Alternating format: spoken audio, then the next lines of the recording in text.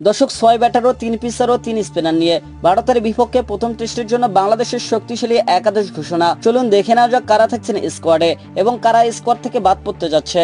হ্যাঁ দর্শক, এনে থাকছে আজকের ভিডিও। বিস্তারিত জানতে ভিডিওটি সম্পূর্ণ দেখার অনুরোধ রইল। দর্শক, প্রত্যাশার বেলুন উড়িয়ে ভারত সফরে গিয়েছে টাইগার বাহিনী। বাংলাদেশের এবারের সফর নিয়ে প্রত্যাশা আকাশচুম্বী।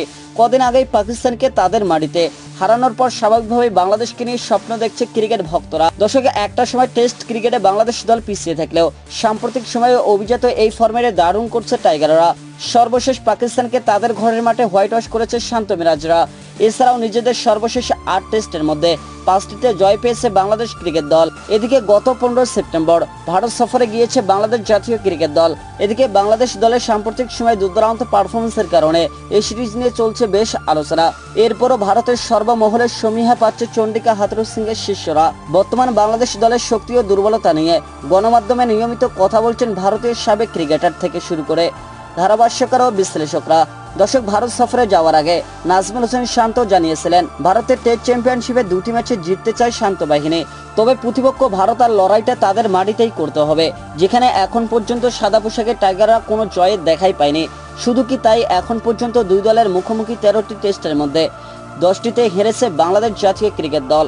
দর্শক, এখন পর্যন্ত ক্রিকেটের অভিজাত এই ফরম্যাটে দুটি দলের বিপক্ষে জয়ের দেখা পায়নি টাইগাররা। দর্শক, সান্ত্বনা বলতে গেলে নিজেদের দেশের মাটিতে মাত্র ২টি ম্যাচের ড্র, যেখানে কিনা নিজেদের চেয়ে বৃষ্টির অবদানই বেশি ছিল। দর্শক, এদিকে আইসিসি টেস্ট চ্যাম্পিয়নশিপের ফাইনাল খেলতে এই সিরিজটি দুই দলের জন্য বেশ গুরুত্বপূর্ণ। তাই তো সিরিজটি নিয়ে বেশ আগ্রহ দেখা যাচ্ছে ভক্ত সমর্থকদের মধ্যে। ২ ম্যাচের টেস্ট সিরিজের প্রথম ম্যাচে আগামী ১৯ সেপ্টেম্বর মুখোমুখি হবে দুই দল। এই ম্যাচে বাংলাদেশের একাদশ কেমন হবে চলুন দেখে নেওয়া যাক। দর্শক, ওপেনিংয়ে দেখা যাবে জাকির হোসেন ও সাদমান ইসলামকে। ওয়ান ডাউনে ব্যাটিংয়ে আসবেন বাংলাদেশের অধিনায়ক নাজমুল হোসেন শান্ত।